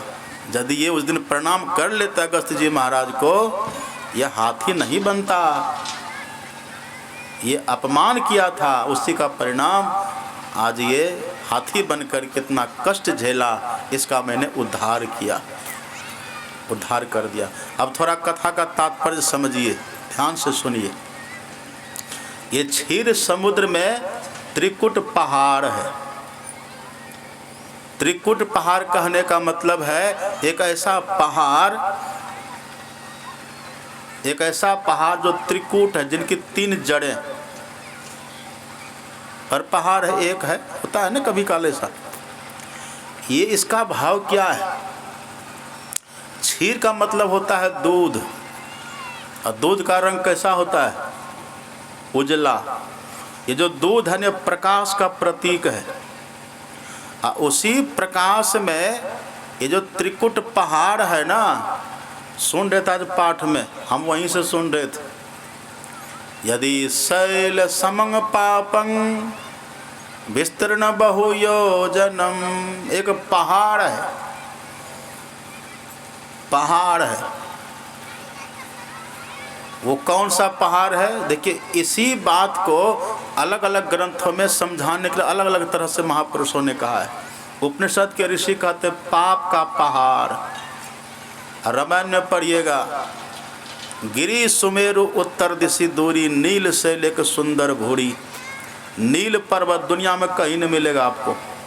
जैसे पर्वत के ऊपर में 4 स्वर्णमयी चोटी हो, और चारों स्वर्णमयी चोटी पर 4 पेड़ लगा हो, बटपीपर, पाकरी, रसाला, ऐसा पहाड़ दुनिया में कहीं न पहले हुआ था, न भी है, कहीं नहीं है। ये संकेत है। आंख बंद करते आपको क्या दिखता है? घोर अंधकार दिखता है।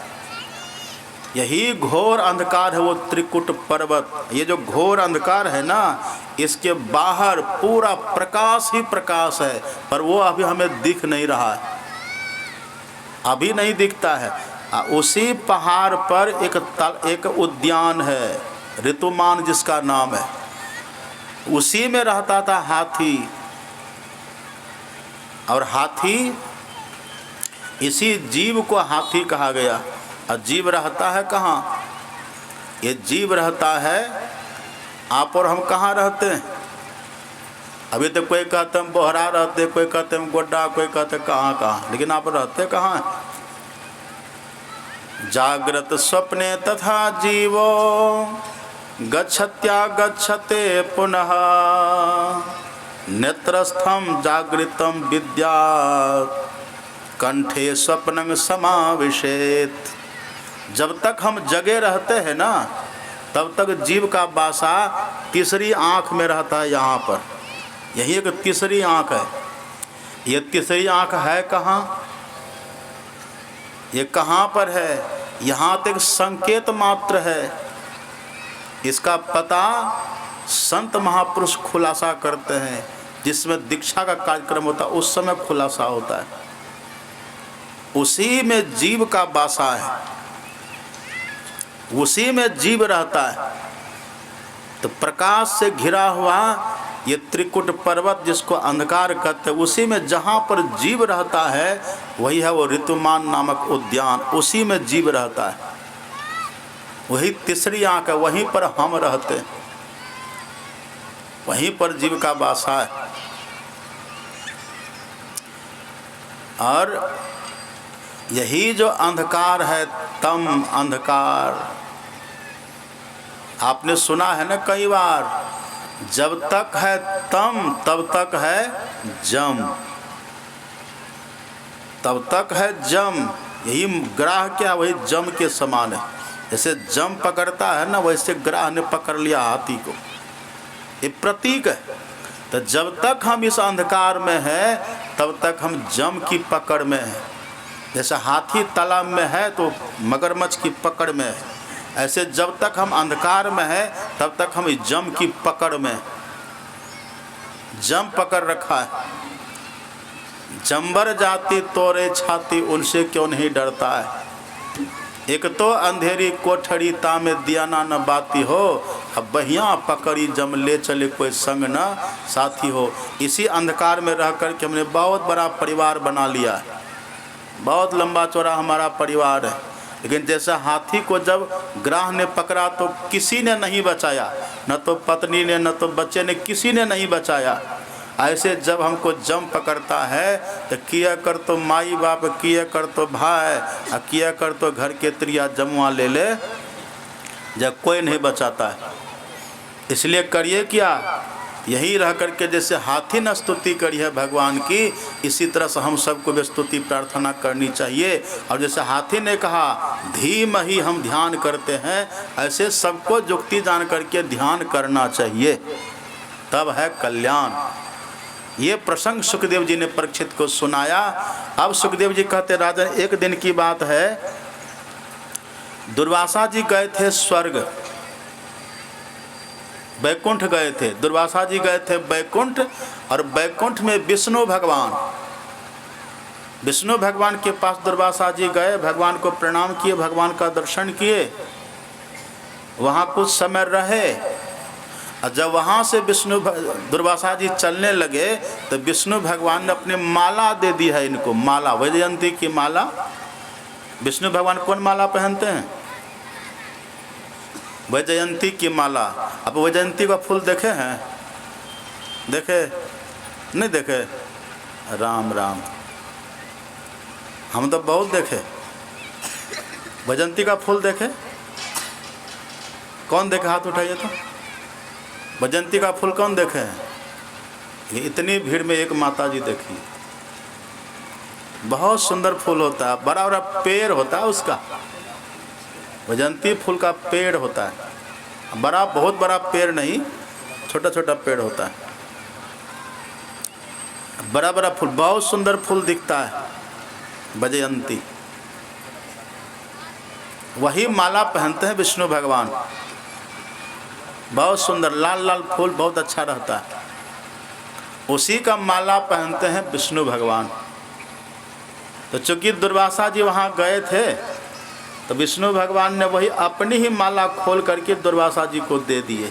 प्रिय है भगवान के। दुर्वासा जी माला ले लिए, भगवान का प्रसाद समझ करके दुर्वासा जी ने माला ले ली। अब माला ले करके बैकुंठ से आए, इधर स्वर्ग होकर के आ रहे थे, कथा है, स्वर्ग होकर के आ रहे थे। तो रास्ते में इंद्र मिल गए, और इंद्र के पास एक हाथी है। इंद्र मिले तो दुर्वासा जी ने अपनी वही माला जो विष्णु भगवान दिए थे, वही माला इंद्र को दे दिए, प्रसाद दे दिया।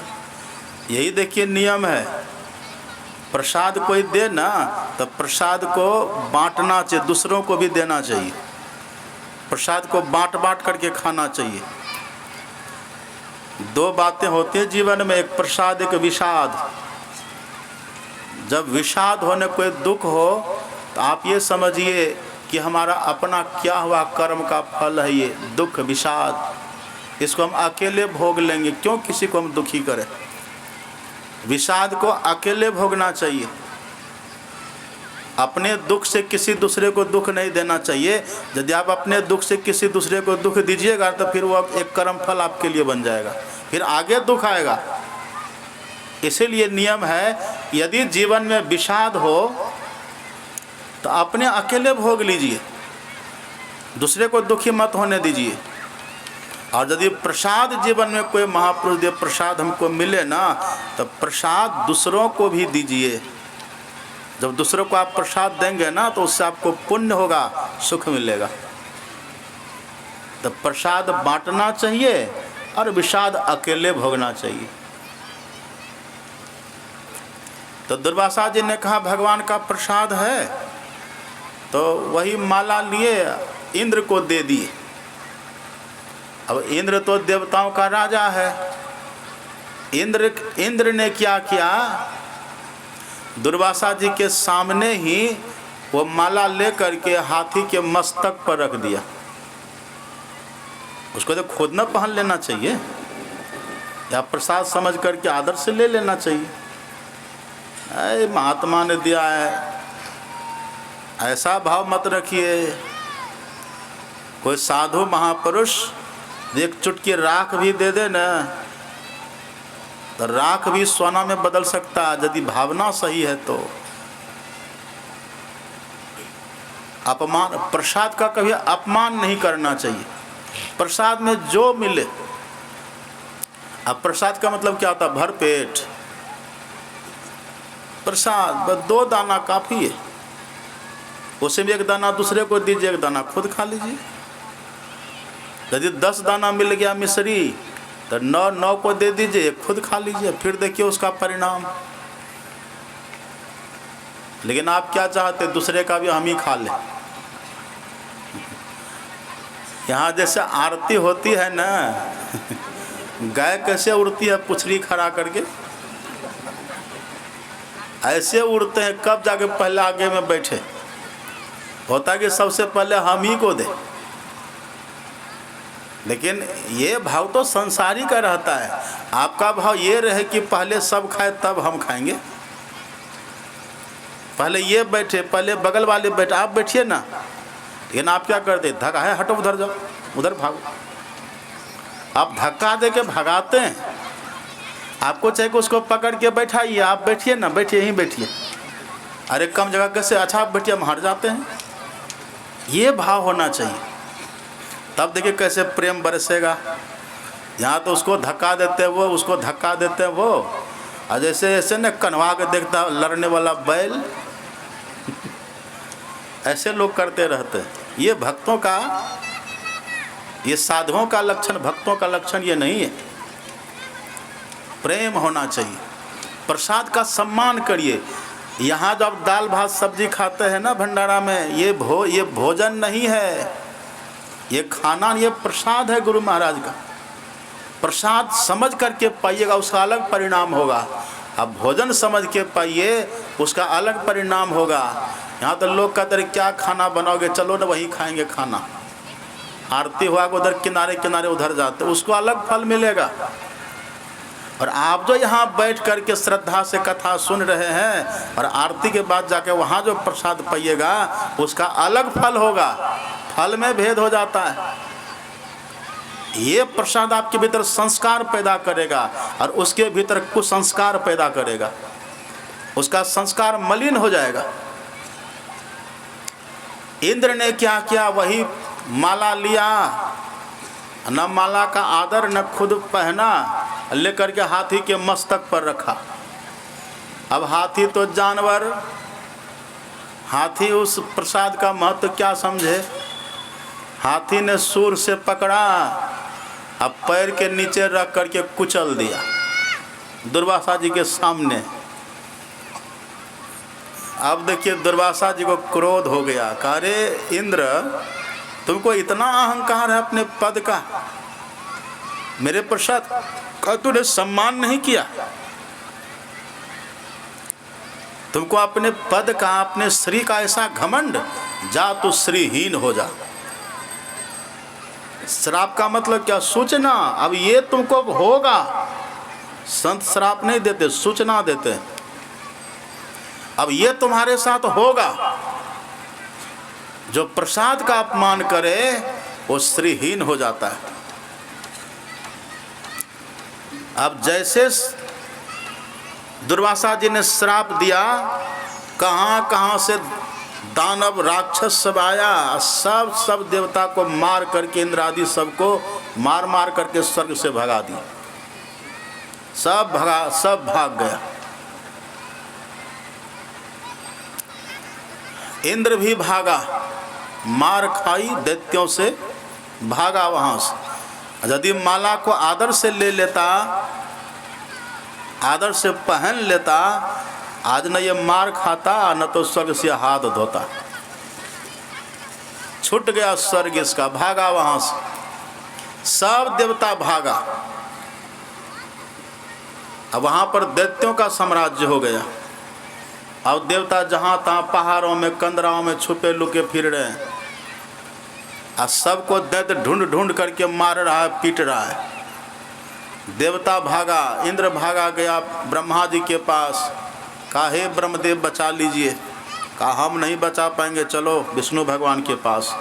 सब गए बैकुंठ विष्णु भगवान के पास। तब विष्णु भगवान ने कहा देखो माला तो मैंने ही दी थी, पर माला तुमको मिली थी संत के माध्यम से, दुर्वासा के माध्यम से। तूने एक संत का अपमान किया है, हम भी तुमको नहीं बचा पाएंगे।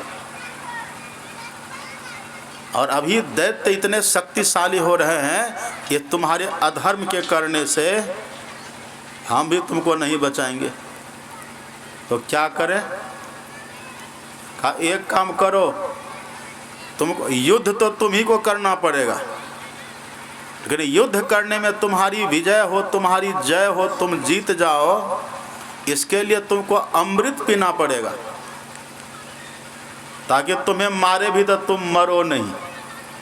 अमृत पीना पड़ेगा। तो अमृत कहाँ मिलेगा?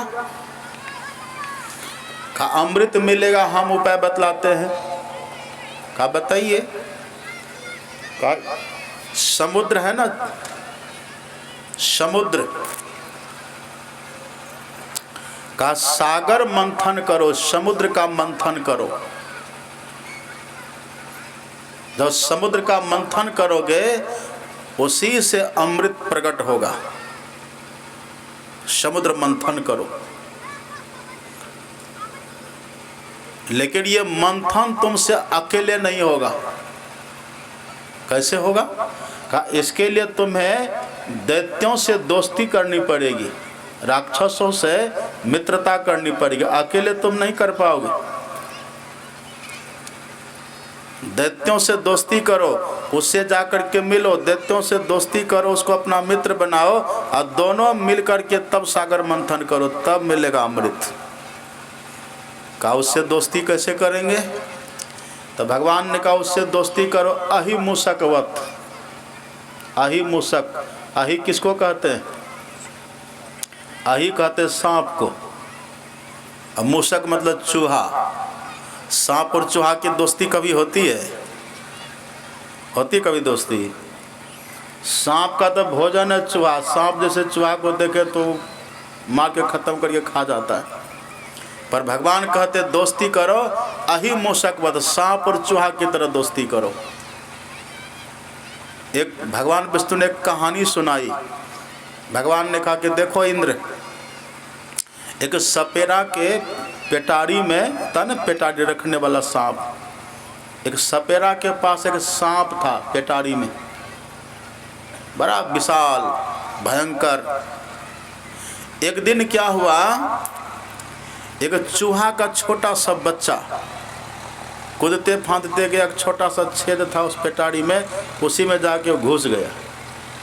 अब जैसे चूहा का बच्चा उसमें घुसा, सांप ने करवट ली, छेद तो बंद हो गया। अब चूहा ने देखा सांप, अब डर के मारे थर थर थर थर कांपने लगा। अरे ये तो सांप है, सांप तो हमारा शत्रु है, हम तो इसके आहार हैं, ये तो हमें मारकर खा जाएगा, अब क्या होगा? अब चूहा को बड़ा डर लगा। चूहा डर के मारे थर थर थर थर कांपने लगा। अब सांप ने देखा चूहा को, तो सांप सोचता है इतना छोटा चूहा को खा के क्या हो गया, तो दांत में फंसा रह जाएगा। अब सांप थोड़ा अकल लगाया, सांप ने अपनी बुद्धि लगाई। सांप ने कहा ये चूहा है, इसकी दांत बहुत मजबूत होती है, ये काटने में स्पेशलिस्ट होता है, ये चूहा को देखते काटते फिरता है, कुछ से कुछ काटते फिरेगा, कपड़ा काट देगा, कागज काट देगा, कुछ फल फूल लगे काट के खा जाता है ना वो, तो वो उसको काटने का गुण रहता है। और लोग ऐसा कहते हैं कि चूहा के दांत में ना सकसकी होती रहती है काटने के लिए कुछ कुछ, तो चूहा को काटने का आदत। तो सांप ने कहा इसको हम क्या मारेंगे, क्या खाएंगे? सांप ने चूहा से कहा कि देखो चूहा डरो मत, हमसे दोस्ती करेगा। अब कैसे कहेगा कि नहीं करेंगे? ये तो उसके लिए खुशखबरी हुई ना कि जो हमको मार के खाता वो कह रहा दोस्ती करोगे तो अच्छी बात है। चूहा ने कहा कि हाँ कर लेंगे दोस्ती। कहा कि ठीक है करो। चूहा वहीं रहने लगा और सांप उसको छुपा छुपा के रखता था, और सांप को जो खाना मिले ना तो उसी में से चूहा को भी थोड़ा खिलाता था। चूहा सांप एक के पिटारी में। कुछ दिन के बाद धीरे धीरे वो चूहा बढ़ते बढ़ते बड़ा हो गया, और एक दिन सांप ने नाप करके देखा जितनी मोटाई मेरे देह की उतनी मोटाई इसकी हुई है कि नहीं। तो जब नाप करके देखा तो देख लिया कि हाँ चूहा की जो मोटाई है ना हमसे 1 इंच ज़्यादा ही हो गया है, अब इससे काम लेना चाहिए। ये कथा भगवान ने सुनाई है इंद्र को। तब सांप ने चूहा से कहा कि देखो चूहा, ये इस पिटारी में तुम भी कैद हो हम भी कैद हैं, यहाँ कब तक रहोगे? यहाँ से भाग चलो, तुम भी अपने जाति वालों के पास चले जाना, हम भी जहाँ जाना होगा चले जाएंगे। तो कहता हाँ चलिए मालिक दोस्त चलो। कहा ऐसे थोड़े जाओगे, तुम्हारे दांत में कुतरने का गुण है। ये देखो बांस की पिटारी है, ये बांस की बनती है ना वो। कहा तुम इसको कुतरो, इसको काटो, इसको काट करके छेद बनाओ तब तुम भी निकलना हम भी निकलेंगे। कहा ठीक है। तो उसको कुतरने लगा, काटने लगा। अब बीच में आ गया सपेरा। जैसे खोला कुछ देने के लिए, बस सांप फट से उस छेद को ढक दे, करवट बदल करके सपेरा को दिखे ही नहीं। और चूहा को भी ढक ले बचा ले, दिखे ही नहीं। जब छेदते छेदते चूहा ने इतना बड़ा छेद बना दिया कि आराम से निकल सकते हैं, और चूहा के मन में हो कि हम भाग जाएं क्या, फिर उसको डरो कहीं भागे पीछे से पकड़ लेगा तब क्या होगा। फिर ये दोस्ती में धोखेबाज भी ठीक नहीं है। जब छेद पूरा खूब बढ़िया बन गया तब सांप कहता है हाँ अब निकलने के लायक हो गया। कहा पहले तुम निकलोगे कि हम निकलेंगे? चूहा डरा कि यदि हम निकलने लगे पहले पीछे से हपक लेगा तब क्या होगा। तो चूहा कहता दोस्त पहले तुम ही निकल जाओ, पीछे से हम निकलते रहेंगे। कहा ठीक है तो तुम रहो यही हम निकलते हैं। सांप पहले निकल गया, निकल करके सपेरा के पराधीनता से मुक्त हो गया। निकला तो मुक्त हो गया ना, पिटारी के बंधन से मुक्त हो गया। सांप निकल करके तब चूहा से कहता अब आओ बेटा बाहर निकलो। सांप चूहा में कहीं दोस्ती होती है। जैसे चूहा निकला बाहर, बस सांप ने पकड़ा और उसको फाड़ करके मार करके फाड़ करके भरपेट खाया और चल दिया। कहा तुम भी इसी तरह से दैत्य से दोस्ती करो, तुम भी राक्षस से ऐसे ही दोस्ती करके पहले सागर मंथन कर लो, अमृत पहले निकालो। जब अमृत दोनों मिलकर के मत करके निकाल लोगे ना, तब अमृत को पीना।